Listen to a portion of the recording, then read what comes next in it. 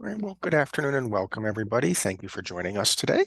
My name is Andrew Duffney. I'm the Instruction and Outreach Librarian at the New Jersey State Library. And it is my pleasure to present our speaker today, Kim Myers from the Brain Injury Alliance of New Jersey. Kim is a community outreach specialist with the Brain Injury Alliance of New Jersey. She holds a bachelor's degree in health science and public health from Stockton University and has gained experience in developing and facilitating community programming on a wide variety of health topics. Through her work, she strives to empower individuals of all ages to lead healthy, fulfilling lives and create a better, more connected community. So welcome, Kim. Thank you so much for speaking to our audience today. And we're going to be talking about introduction to brain injury. So some things that we'll be learning, including, how to recognize brain injury, the types of brain injuries, and some of the resources and other things that you can utilize if you're caring for somebody or if you have a brain injury. So it's going to be a jam-packed presentation. So but before we jump in, I just have a few housekeeping items to go over. We will be taking your questions today, so please feel free to submit them at any time using the Q&A or the chat feature in the Zoom dashboard. Kim has graciously provided me with a few handouts, so I'll be uploading them to the chat once we get underway, and you can download them from there. If you have trouble downloading them, don't worry, they'll be available in a follow-up email. As always, there is a survey available at the end of the webinar, so if you have time, we ask you please complete the survey. We appreciate all and any feedback that you can give us. And if you want more information about brain injury, you can visit the Brain Injury Alliance of New Jersey at their web address on the screen there, and I will send that out in the chat as well so that you have a live link to it. And then one last thing before we jump in, I just want to review the Zoom dashboard. This is what your dashboard should look like if you're using a PC or a Mac. If you're using a mobile device, the dashboard may look a little bit different, but all of the features will still be there. In the bottom left-hand corner, you can see your audio settings. So if you're using an external listening device like a headset or earbuds, you can check to make sure that it's connected there. At any point during the presentation, if you have any issues, there is a raise hand button here in the middle. You can click on that and that'll alert me, and I will send you a message in Zoom and hopefully be able to resolve any problems that you are having. And as I mentioned before, if you do have questions, send them our way using the Q&A or the chat buttons, and we'll be happy to address them. So that is everything that I have for you. So it's my pleasure now to turn it over to Kim. Thank you so much, Andrew. I appreciate the introduction and I appreciate you having me today. Thank you for the New Jersey State Library for graciously allowing me to come and present to you today. So I will go ahead and share my screen.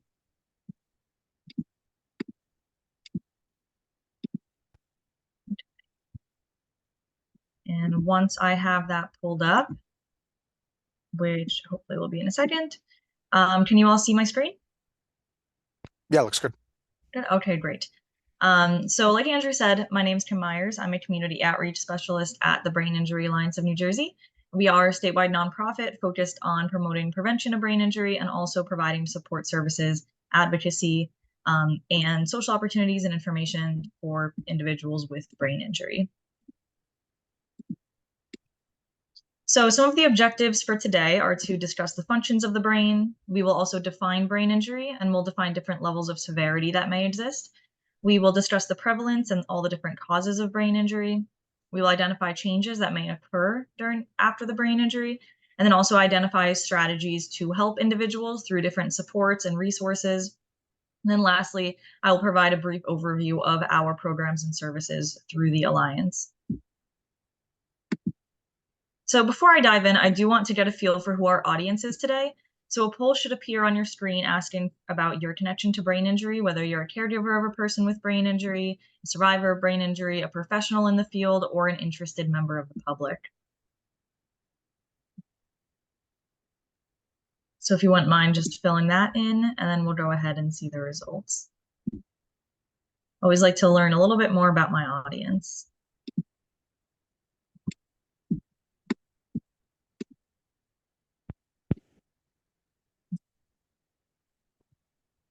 And it looks like, okay, we have a variety, which is good. Some interested members of the public, some professionals, survivors. That's great. Thank you for everyone for filling that out. And moving on. So the brain is really in control of everything we do. It's in control of our breathing, walking, talking, thinking, behaving, even our feeling. So think about all of the things you did today before you came here, right? You woke up from sleeping, you felt sad as you looked out the window at the dreary weather. If it's raining by you, I know it is by me. You might have walked to the bathroom, brushed your hair, calculated how much coffee grinds to put in the coffee machine. All of this occurred in a matter of minutes. So if someone sustains a brain injury, all or some of these things may be affected. And each part of our brain is responsible for different functions. So, for example, our frontal lobe is responsible for our ability to solve problems, provide judgment, and control some of our personality as well. Whereas our temporal lobe is responsible for memory, our ability to hear, our ability to comprehend language. And as you can see, our occipital lobe is more responsible for our visual perception. So the reality is, though, that if we were to sustain a brain injury, it could change everything about ourselves in a matter of seconds, depending on the type of injury. So let's define what brain injury is. According to the Brain Injury Association of America, a brain injury is an injury to the brain that occurs after birth and is not congenital, degenerative, hereditary, or induced by birth trauma. So we do not include things like Alzheimer's and Parkinson's and other degenerative diseases in our definition of brain injury. So there has to be some sort of precipitating event that would have caused the injury to the brain. So there's two main types of brain injury, two major definitions. Acquired brain injury is the umbrella term for the different types of injuries someone may sustain to the brain. So under that term, there's traumatic brain injury and acquired brain injury. For the sake of this presentation, we'll just be talking about these two categories separately. So acquired brain injury is often used when someone's referring to more of an internal event that occurs in the brain. So things like stroke, brain tumors, aneurysms, diseases in the brain, these things are more of the internal event, so they're considered acquired brain injury. Whereas traumatic brain injury is what many people think of when they first think of brain injury. They might think of concussion or motor vehicle crash, things like that. That's all under traumatic brain injury. So some examples of acquired or non-traumatic brain injuries, as some people call them, can occur as a result of lack of oxygen. This can be due to drowning, choking, overdose, suffocation. So anytime that the brain doesn't get the oxygen it needs, it can cause real damage to the brain tissue. Also from stroke or aneurysm, these things also cut off oxygen to the brain. Infections like meningitis, like encephalitis. Now there's some research coming out about COVID and how it may possibly damage the brain. Toxic exposures, things like lead poisoning in childhood, things like carbon monoxide poisoning, substances like drugs and alcohol can also cause toxic exposure, brain injury. Seizure due to the electrical disturbance in the brain can cause injury. Tumor, because it's pushing on part of the brain and damaging it. So if that tumor is in the brain and it's pushing on some of the brain tissue, therefore the brain tissue is either becoming damaged from that, the pressure, or it's not getting the oxygen it needs due to the pressure on it. And then also electric shock. So that can interrupt brain functioning or heart functioning, which causes oxygen suppression as well. And now we'll go a little bit more into traumatic brain injuries. So traumatic brain injuries can be closed or non-penetrating, meaning the skull wasn't pierced, but the brain still shook within the skull. So think of a raw egg where if you shake it, the outside might not break, but you're still shaking the inside. It's still moving around internally. Or it could be open or penetrating, meaning that the skull was pierced. So the causes of TBI include motor vehicle crashes, falling. So falls are actually the #1 cause of traumatic brain injury. Can be due to assaults and violence. Domestic violence might be a cause. Sports and recreation injuries, things like concussion, like I mentioned earlier, could be due to military or blast injuries. Workplace injuries, and lastly, acceleration, deceleration forces. So there doesn't necessarily need to be that physical blow to the head to sustain a TBI. It could just be that whiplash effect of the brain moving back and forth in the skull. And in the same way, if someone's hit on the upper body, maybe the back or the chest, that reverberation effect, if it was hard enough of a hit, can cause the brain to move around in the skull as well.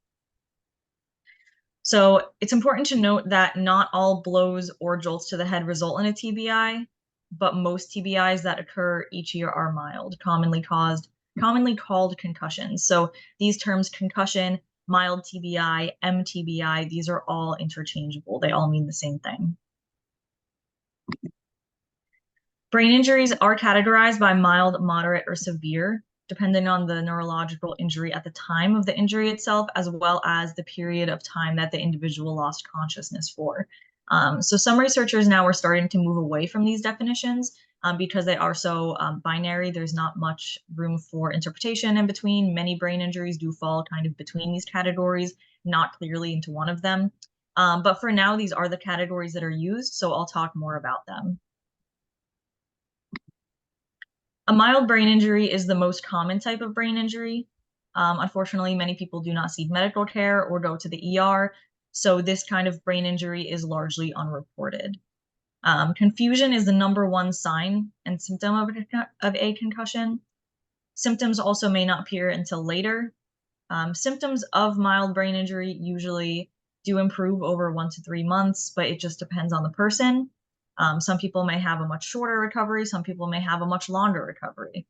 And repeated concussions do compound the symptoms. So there is this cumulative effect of any sort of brain injury where if it occurs more than once, it gets worse and worse every time. It just compounds symptom-wise. People may also experience loss of consciousness up to 30 minutes, so no more than 30 minutes. Vomiting, dizziness, memory loss, fatigue, headache is a really common symptom of this kind of brain injury. It's also really important to note that mild brain injuries do not generally show up on CAT scans or MRIs or any kind of imaging. So if someone goes into the hospital and receives a CAT scan or MRI and they don't see anything on it, it doesn't necessarily mean they did not sustain a brain injury. It's also important to note that second impact syndrome has been an issue that's been talked about a lot recently. So this is when someone sustains a second mild traumatic brain injury before the first one healed. So the brain is still in that very vulnerable state. And so when it's hit again or sustains another brain injury, the symptoms can be worse and the recovery process may be more drawn out. I also want to address the issue of post-concussive syndrome. So this is a really long-term recovery process where someone might experience that the symptoms don't go away after many months. They're just hanging around, they're not subsiding. So these symptoms can include headaches, dizziness, mild mental slowing, brain fog, fatigue. So something that I can compare this to is long COVID. A lot of people after they had COVID have these long-term effects that just aren't going away. Similar thing with concussions. So if someone sustains a concussion, they might have these effects that aren't going away for many months. So it's kind of a similar idea there. A moderate brain injury may involve contusions or bleeding on or within the brain. Someone may be unconscious for up to 24 hours, so that's 30 minutes to 24 hours. And injuries usually can be seen on a CAT scan or an MRI at this stage. Unfortunately, brain injuries, physical, cognitive, or behavioral impairments often last for months or they can be permanent, depending on the person.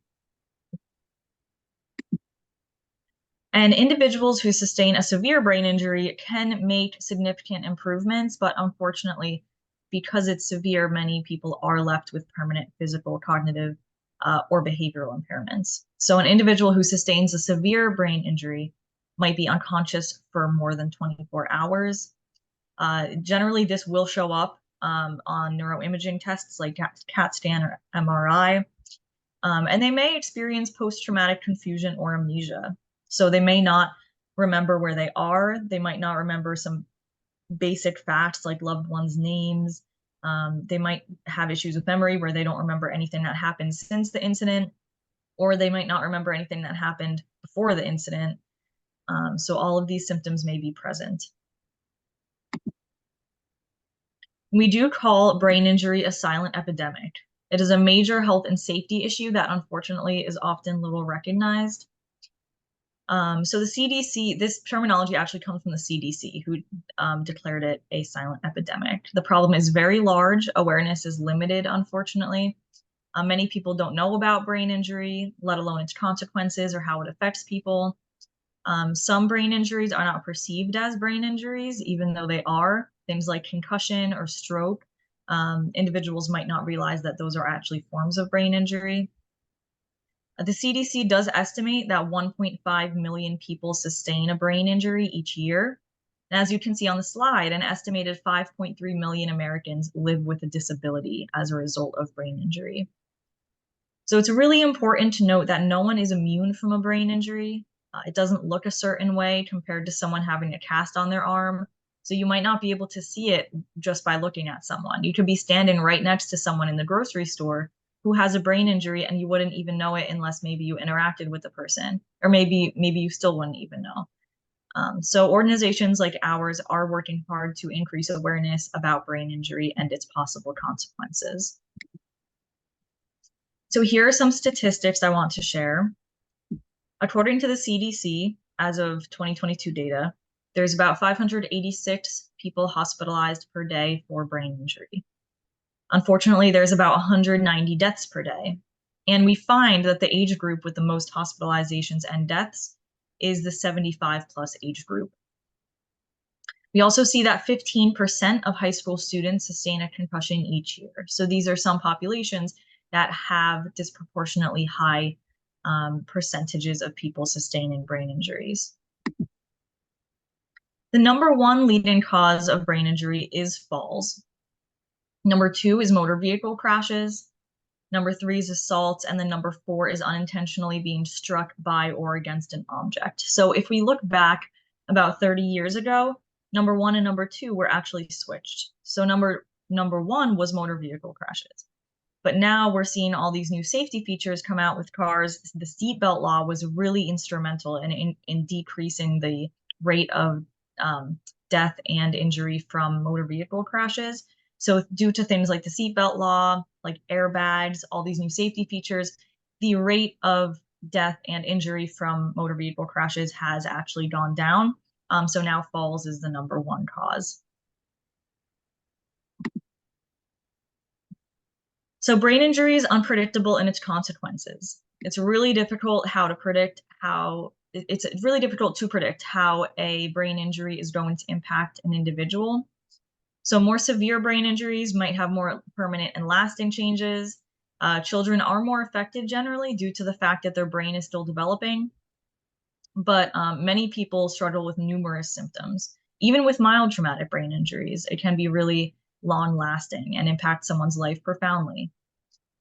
So this is because every person is different. Every person's different prior to the brain injury. Every brain injury is different. Every person adjusts differently to the changes that result from the brain injury. So every person with a brain injury needs different types and levels of support. So something that we always say is if you meet one person with a brain injury, you meet one person with a brain injury. So you really can't generalize the whole population just by meeting one person. Everyone is so different. Since the brain is the control center of everything that we do, a brain injury can impact us basically in every way. It could cause physical, cognitive, emotional, or even behavioral changes or social changes. So it can impact every area of our lives. Someone with a brain injury may experience fatigue. They may experience loss of smell, loss of taste, hearing loss, or just alterations in hearing. So someone may experience something like tinnitus. They may have fuzzy hearing, or they may completely lose their hearing. It can manifest in many different ways. Same thing with visual problems. This may be double vision. It may be blurry vision, maybe vision loss. This can manifest in many different forms. Sleep disturbances, this can be either sleeping too much, like we talked about fatigue. It could be not sleeping enough, having insomnia. It could be waking up a lot during the night, not being able to sleep for long periods of time. We see that balance and coordination issues might be a concern. And that can also lead to a second brain injury due to a fall if someone is experiencing these balance and coordination impairments. Slurred speech may be a concern. Motor control can be affected as well. Seizures, so there is a bidirectional relationship between seizures and brain injury. So seizures can cause brain injury, but also seizures are a symptom of brain injury. So it kind of goes both ways there. Individuals with a brain injury may have a decreased tolerance for drugs and alcohol. So we always say it's not even safe for a survivor generally to have one alcoholic drink because the brain is in such a vulnerable state. It's trying its hardest to regrow the connections and heal itself. But drinking the alcohol can have such a profound impact where after one drink, a survivor may feel like they've had 8 or 9 because the brain is in such a vulnerable state and it um, can't process the alcohol in the same way as maybe someone who has not experienced a brain injury. And then also headaches are a very common physical challenge. And this may be regular headaches, maybe tension headaches, also maybe migraines. So it can manifest in different ways as well. They might also experience cognitive changes like memory loss. This can be short-term or long-term. So what we see sometimes is when a student is tested, they might say a student sustains a concussion and they're tested in school and they're tested on material that they learned prior to the concussion. They might be able to remember all of that material and do very well on the test, but they're having issues learning new material because short-term memory becomes an issue. So it can really be long-term or short-term. Again, it just depends on the person. A survivor may experience lack of initiative, not being able to take that first step to maybe complete a task. They may experience impaired reasoning skills, visual and perceptual skills. There may be some difficulties in processing and understanding information that's coming in, and this can really impair communication as well. So communication can manifest as not being able to understand what other people are saying, but also it may manifest as not being able to really gather your thoughts and put your thoughts into words the way you may want to. It may also manifest as things like aphasia, where the words are on the tip of your tongue, but you can't quite get them out. It may also affect attention span. So this is a major concern. Planning and organizing may also be impacted. Completing tasks, that also ties into the lack of initiative or just unable to take that first step to start a task. And things like putting an order down for tasks may be helpful, breaking them up into little subtasks that you can then check off and keep track of what you've done. And then it may not seem as daunting if it's a little smaller tasks to complete versus one large task. And then someone may also experience diminished insight and empathy due to the injury to the brain. So perception of the injury by others who are unfamiliar with brain injury may be an issue. So for example, for someone unfamiliar with brain injury, they may think that poor initiation is just laziness. They might think that the person's just being lazy, whereas they're actually experiencing poor initiation due to the injury to their brain. It's a brain injury symptom. Also, impaired judgment may be viewed as a troublemaker. So sometimes this is an issue in the school system where someone is labeled as a troublemaker, whereas it's just the impaired judgment from their brain injury that's causing an issue. Someone may also experience a host of emotional and behavioral changes. These may be impulsivity and maybe emotional lability. So these ups and downs where someone's really happy, really sad, really angry, and it's just these really extreme ups and downs that someone may experience. Irritability may also be an issue. Frustration ties into that. Decreased tolerance for frustration.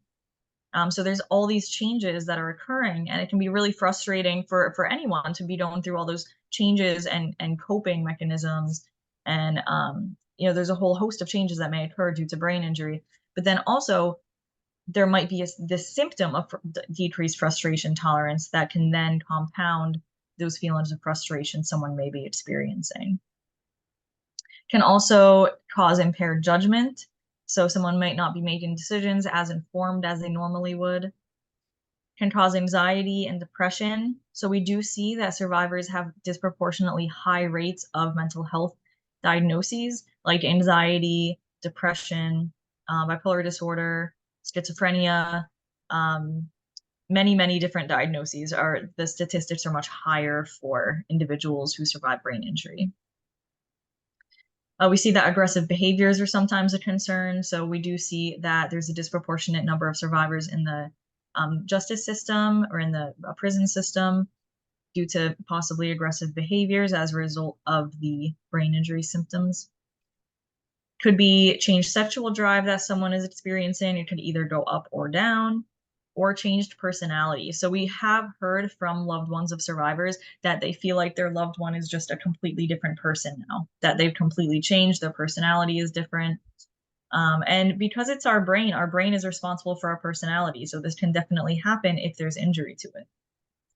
We hear from some survivors that they feel like they need to rediscover themselves after a brain injury because they've changed so much personality wise. Maybe they can't participate in their interests and passions anymore. Their identity changes. So it's just trying to rediscover themselves. And it's a really difficult process.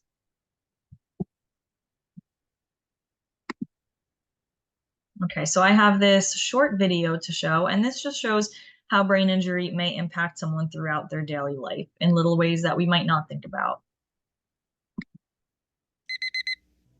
I wake up.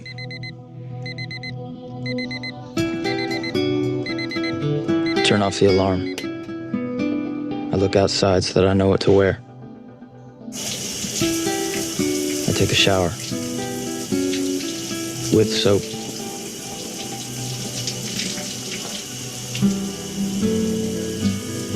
And then I shave. Sometimes I cry for no reason. But I'm getting a handle on it. I wake up. I get dressed. I take my meds. When Lewis is gone, I make the coffee, which can be tricky. I eat breakfast, but I don't read the paper. It confuses me, which makes me mad.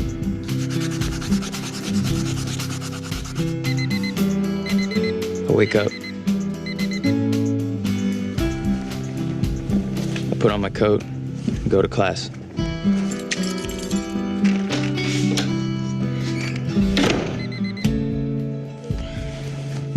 I wake up.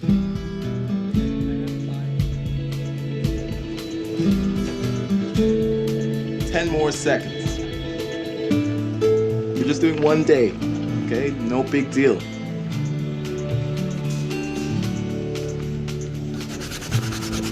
And time. It's okay, Chief. It's not a test.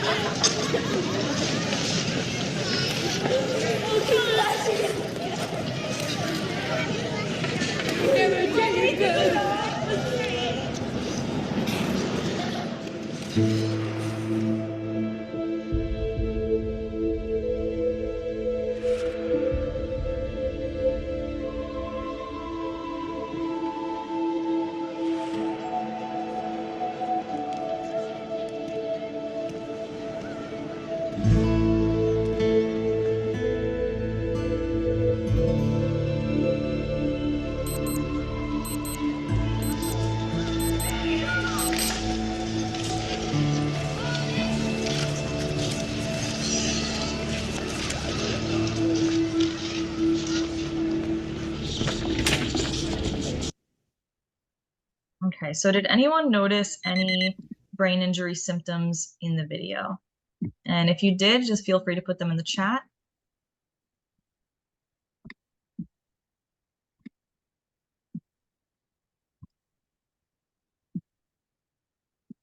Anything you noticed, whether it be cognitive symptoms, whether it be physical symptoms, emotional symptoms, just feel free to put that in. And then I'll talk more about some of them as well. Yep, memory impairment, needing things labeled, needing those alarms on his watch so that he knows that, yep, attention span, forgetfulness, sadness. Yeah, he says sometimes I cry for no reason, needing prompts to get through the day, Yep, coffee, he forgets to grind the beans before he brews it. Feelings of sadness, crying for no reason. So we did see a range of cognitive and emotional symptoms throughout this. Some other things I want to point out are forgetting the keys in the car, right? So we did say memory might be a concern. He forgot his keys in the car. The watch alarm may help remember different tasks that he needs to complete or different meetings he has.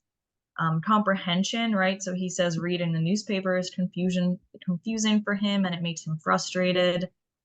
Sequencing was also a problem. So for that assignment, he was supposed to order his day in a logical way, and he couldn't remember or figure out how the order should be.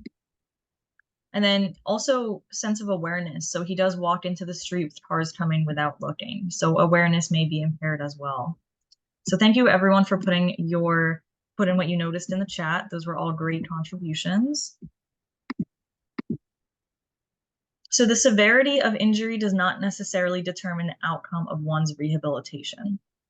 So for example, someone may sustain a mild traumatic brain injury and have difficulties for many months or many years. They may experience that post-concussive syndrome, whereas someone who sustains a severe brain injury may make marked improvements over time and may actually recover pretty successfully. It's important to note that many people don't comprehend how slow recovery may be. And also, recovery doesn't necessarily mean that things will be the same as they were before the brain injury. They might not return to exact the way things were.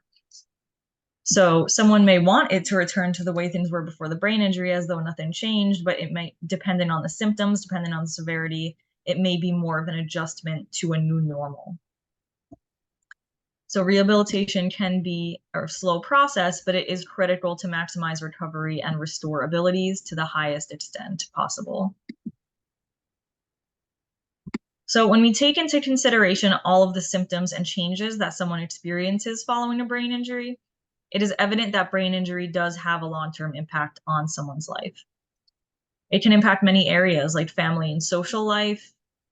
Relationships may change, roles may change within relationships.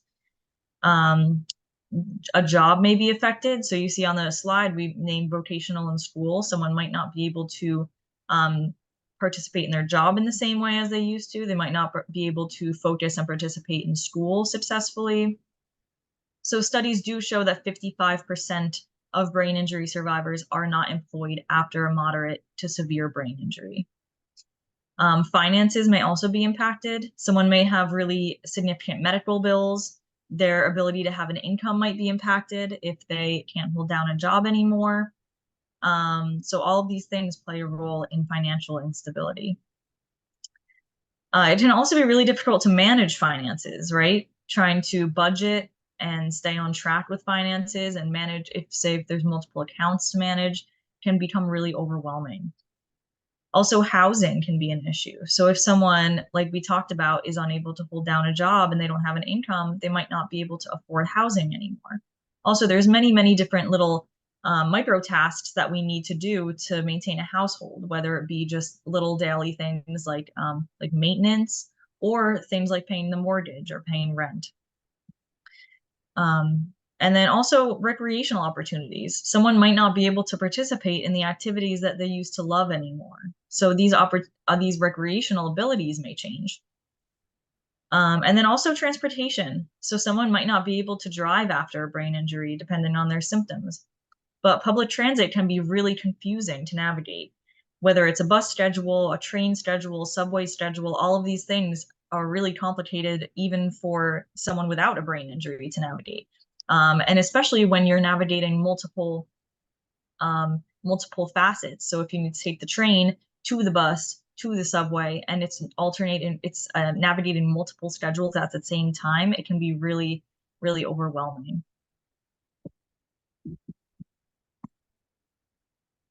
It may also result in some psychosocial consequences. So a brain injury survivor may have some difficulty establishing and maintaining relationships. This may be due to personality changes that disrupt existing relationships, that cause role changes. Some friends may feel like the person is completely different, like I said before, like they completely changed as a person. Or they may feel like the person is now a burden and cannot reciprocate their friendship in the same way as before. Someone with a brain injury may have difficulty forming new friendships due to problems with communication, maybe due to lack of self-awareness, inability to pick up on social cues, around sarcasm, around jokes. They may also have trouble with intimacy and sexuality.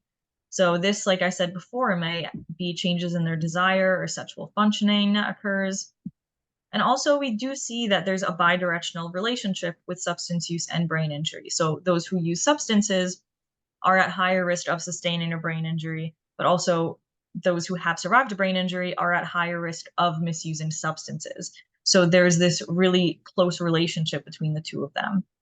So studies do show that 10 to 20% of individuals develop substance use disorder after a brain injury. Individuals with a brain injury may have access to prescription medications, leading to substance misuse.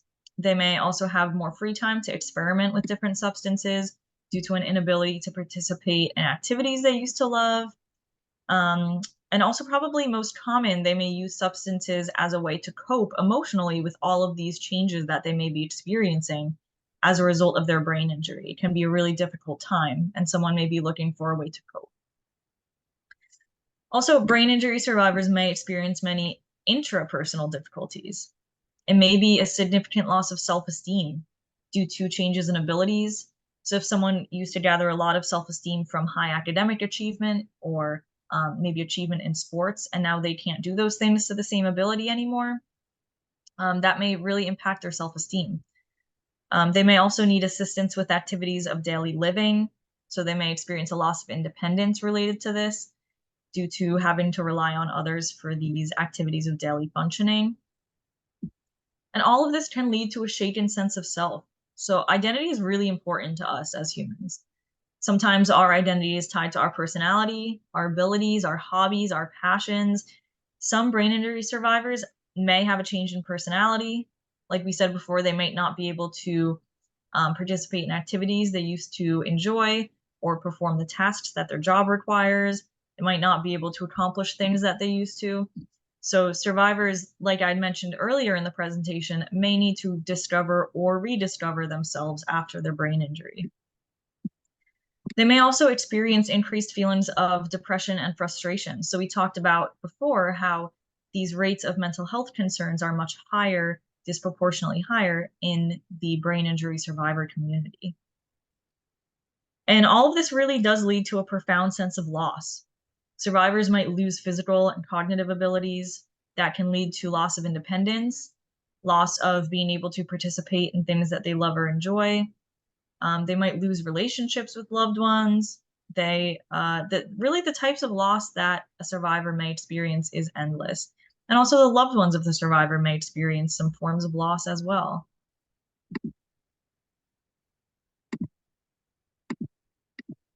Now, there are some other interconnected issues. So we see that survivors of domestic violence have much higher rates of brain injury.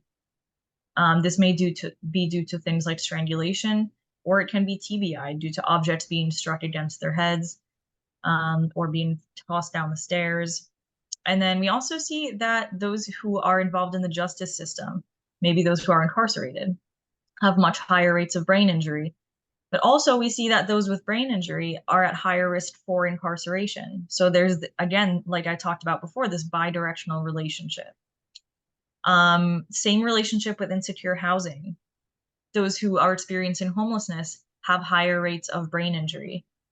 But also those who have brain injury have a higher risk of becoming homeless due to insecure finances, possible inability to hold down a job, and also possible cognitive difficulties. We talked a little bit about mental health, how survivors have much higher rates of mental health concerns and diagnoses. And then we also see, like I mentioned before, how there's a bidirectional relationship between substance use and brain injury. Those who misuse substances have higher rates of brain injury due to things like overdose or assault or motor vehicle crashes from driving while intoxicated or under the influence. But we also see that those with brain injury have higher rates of substance use for those reasons I talked about before, whether it be more access to prescription medications, more free time, most likely as a coping mechanism to deal with the changes that they're experiencing. So I do want to talk about some strategies for helping those who have experienced brain injury.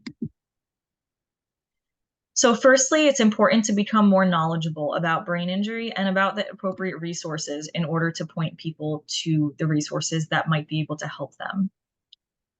Secondly, it's important to offer understanding and support and empathy. Just a listening ear can really help a lot of people.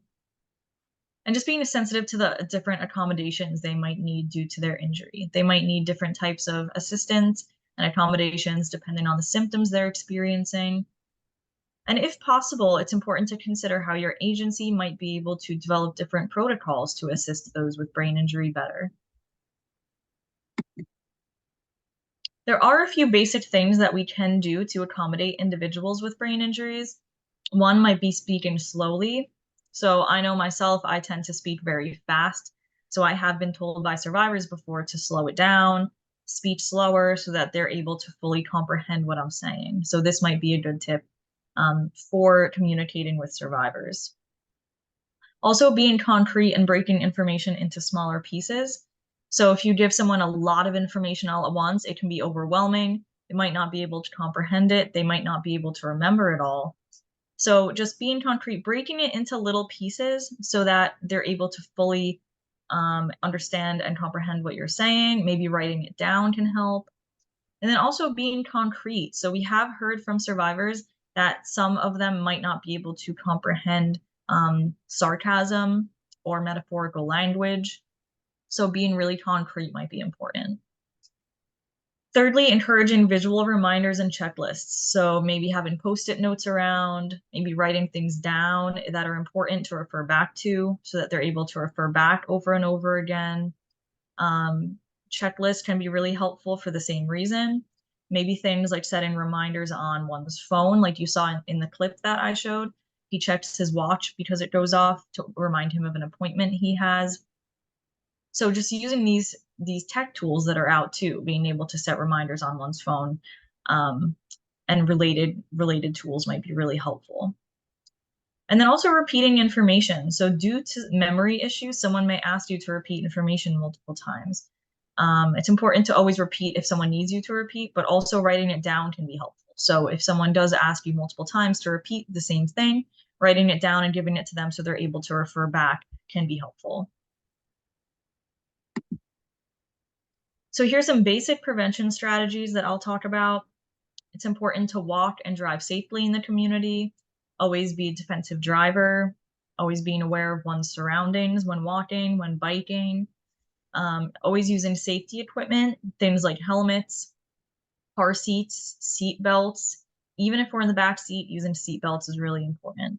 And also making sure that car seats fit correctly within the car and also that the child fits in the car seat correctly.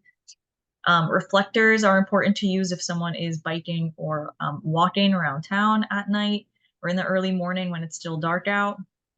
They even have things like reflective leashes or collars for dogs.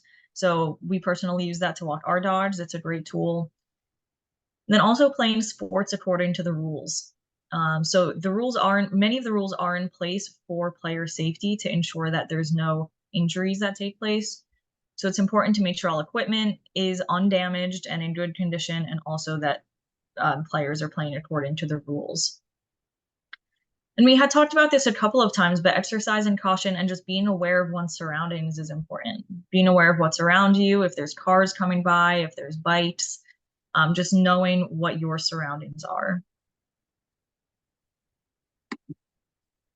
So now I'll play a brief clip regarding awareness and education.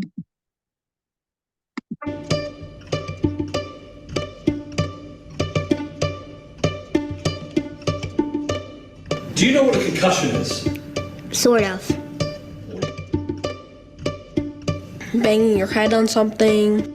I don't know.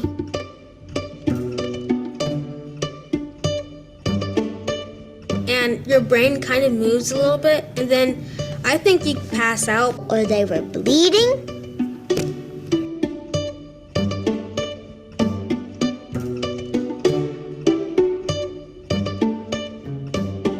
A cast, not really a cast around their head, but sometimes they can have like those things that like wrap around your head. Put ice on it. They probably hold up numbers and you probably test it.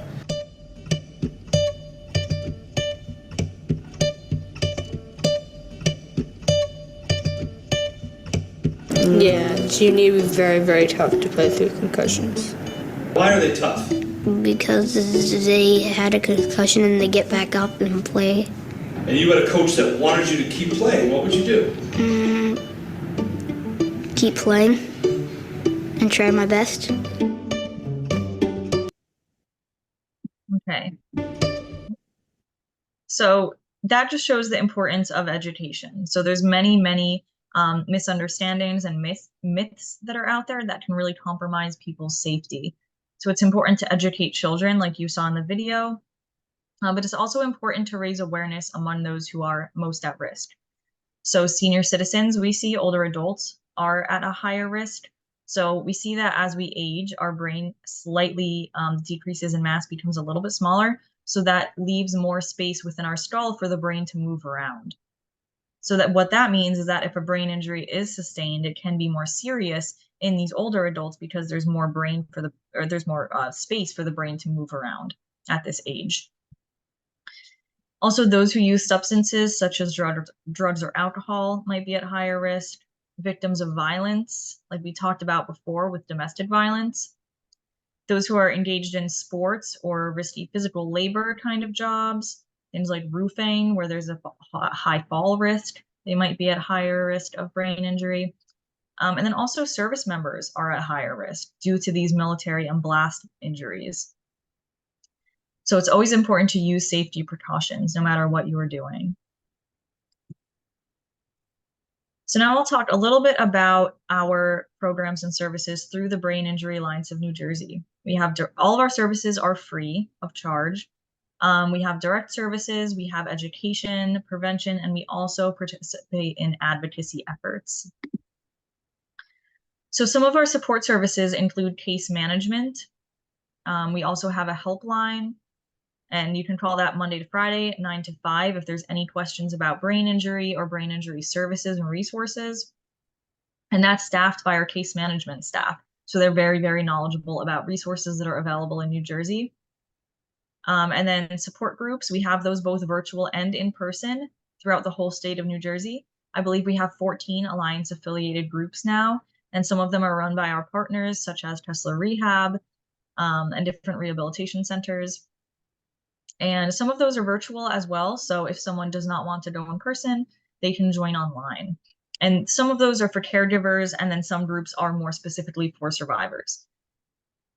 We also have Camp Trek. So this is a respite camp for individuals with brain injury. This occurs for a week in August every year, and it's for adults 18 plus with brain injury. It's a great social recreational opportunity. It's always a lot of fun. If anyone is interested in applying to that or receiving more information, please let me know. I'd be more than happy to get you connected. And for any of these services, please feel free to let me know or reach out and I can connect you. I also want to talk briefly about the TBI Fund. So this is a program through New Jersey Division of Disability Services, DDS. It provides New Jersey residents who have survived a traumatic brain injury the opportunity to access brain injury related services and supports. So basically it is a fund of last resort. So if someone's insurance does not pay for certain services, then they can apply to the TBI Fund to then help them afford these services, to help pay for these services. And to be determined eligible for services, an individual must provide medical documentation of TBI. They must be a resident of New Jersey. There's a 90-day look back on that. And then they must have liquid assets of less than $100,000. Now, I do want to say this does not include primary home or primary vehicle. So basically what happens with TBI Fund is if someone's approved, they can get up to $15,000 per year for brain injury supports. And that money will be paid directly to the vendors providing the service. And there is a lifetime cap of $100,000 that someone can receive from this fund. I do want to say too that this fund is only for TBI, not ABI. So it doesn't include things like stroke, aneurysm, those more internal events that we talked about. It would have to be a TBI, a traumatic brain injury. So that external blow to the head. We also offer a variety of free webinars and workshops about brain injury, so you can request those on our website or reach out to me. We have all different topics. Some of the workshops we offer are fall prevention for older adults. We do a lot of pedestrian and bike safety workshops, driving safety. We do home safety tips for families with young children. We do summer water safety. We also do professional development on topics like domestic violence brain injury, mental health and brain injury, substance use and brain injury. So we're up to a lot of topics. I want to say we have 20 to 25 topics. So if you're interested in learning more, you can visit our website. We also offer 3 big events throughout the year. So we have our regional trainings. They occur in March in 3 different locations throughout the state. They're free and they're for health and human services professionals. We also have our annual seminar coming up on May 1st. The theme for this year is bridging the equity gap in brain injury education and services. So CEU credits are available for this, and there is a fee to attend that event. I do want to say for the seminar, there is a fee. Then there's also Family Fest. That's scheduled for June this year. That provides opportunities for those living with brain injury to network, learn about resources, socialize, and have fun. So that's taking place in 2 locations. We have one in the north taking place at the Turtleback Zoo, and we have one in the south taking place at Woodford Cedar Run Wildlife Refuge. So if you want to learn more about that, you can visit our website as well or reach out to me. And we also have many different prevention programs and presentations. So we have the UDOT Brains Champion Schools program. This is an awesome program for high schools where a group of kids at a high school will develop a transportation safety campaign. And then they will compete against other high schools to win a lot of money to bring back to their school. It ends with this big showcase at Six Flags where they show off their projects. It's a really, really great program. And we also have something similar for colleges called the CRASH program, which is along the same lines. We have our Jersey Drives webpage, which shares a lot of transportation safety information. And then we also have Share the Road campaign, which encourages road users to share the road safely with motorcycles. And as far as advocacy, we do have a legislative network. We call it Voices Advancing the Brain Injury Community, which is a group of survivors which advocates and advances the rights of those with brain injury at the state legislative level. So you can connect with us through various social media channels. And thank you so much for having me today. I'll go in the chat and answer any questions that there are, but I did put my email here. So if you want to reach out, if you have any questions, please feel free to reach out. And now I will go in the chat to see what we have in terms of questions. And I did see Andrew put the links in the chat. So if you would like to access those resources, please feel free to access those from the chat as well. Let's see. Okay. Someone asked, is there a state entity that oversees residential and day services for individuals with TBI? Not licensing, but is there a division or unit that oversees the programs? So that's a good question. I don't necessarily know of one central unit or division that would oversee all of those residential and day services when it comes to specifically brain injury. If there was anyone who would oversee some elements of that, it would probably be DDS, New Jersey Division of Disability Services. But there's no specific state entity for the brain injury facilities that I know about, at least. But I can certainly look more into it and get back to you if you'd like. And then someone asked, is there advocacy for the same? Yeah, so in terms of advocacy, like I had mentioned, we have our advocacy network, and that is possibly the largest in the state when it comes to brain injury. So if you would like to get involved in that, please reach out. And then another question, what is the current preferred words used to describe people with brain injury? Yeah, so basically the preferred term at the moment is survivor of brain injury or a person with a brain injury. So we do currently use person first language. That being said, everyone has different preferences. So a survivor might prefer to be called something else. So it's important to listen to individuals as to their own preferences. But generally across the board, we do use a person with a brain injury as the term. And someone asked, do you have a list of medical, therapy, etc. resources by region? Great question. Yep. So We do. And it's not published on our website. It's through our care management program and helpline. So if you had a specific area that you were looking at or a specific therapy that you were looking at accessing, you can reach out to me or anyone on our team or our helpline, and they'd be more than happy to connect you with different resources and therapies depending on the area you're looking at. I do want to say too that we just came out with an app that has a map on it of all the different brain injury resources throughout the state that you can filter based on area, radius, type of therapy or facility. So that is, it's called the Brain Injury Resource app. You can find it on the App Store or on Play, and it's a free app. So there's also that available to you. Are there any other questions? Are there advocacy efforts to regulate, monitor, curb, ban, etc. youth contact sports like football? Yes. Yeah. So we've been keeping up with the updated consensus statement in sports. So every so often, an international group of professionals who specialize in brain injury and concussion do meet up, especially youth concussion is what they specialize in. They'll meet up to kind of update guidelines and recommendations based on the current science and research that's out there. So they did just update their recommendations and made some changes. So they do recommend now that that interpersonal contact, it does not occur in practice. So they want to minimize the contact that's happening. So they are recommending now that in youth sports specifically, that they do not participate in contact during practice. So in terms of advocacy, there are some initiatives right now at the state level, advocacy-wise, trying to pass measures to more regulate youth sports safety and concussion safety, trying to prevent some of these from occurring. So we do have a concussion committee as part of our organization. And there is a subcommittee called the Youth in Sports Steering Legislative Committee or something similar, where they specifically work on issues related to legislation of issues like concussion and youth sports. So we are working on that, on different issues. If you'd like to get involved with that, please let me know as well.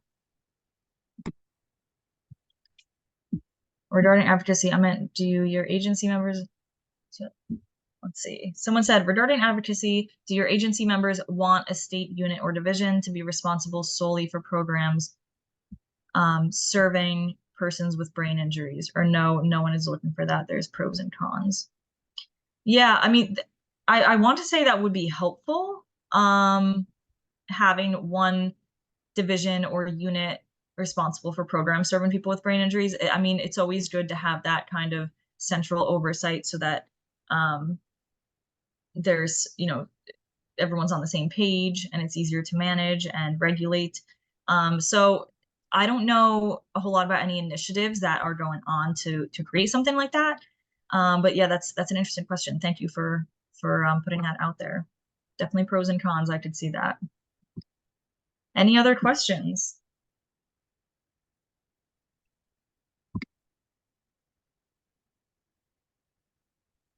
All right. So thank you so much for having me today. I think we have like 2 minutes, so we pretty much ended right on time. And if you have any other questions, please feel free to reach out to me on my email.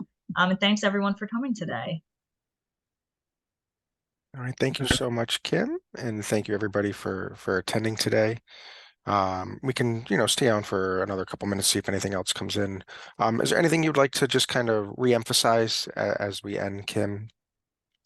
Yeah, I think that just prevention is key. So there's no cure for brain injuries right now. So that's why we try to get this education out to prevent them from happening in the first place, since there's no cure. So being aware of one's surroundings, always using safety equipment, protecting your brain, eliminating fall risk or minimizing fall risk, always driving safely. These things are really, really important, because a lot of times people think it can never happen to them, but it really can happen to anyone. So it's important to know all these prevention strategies.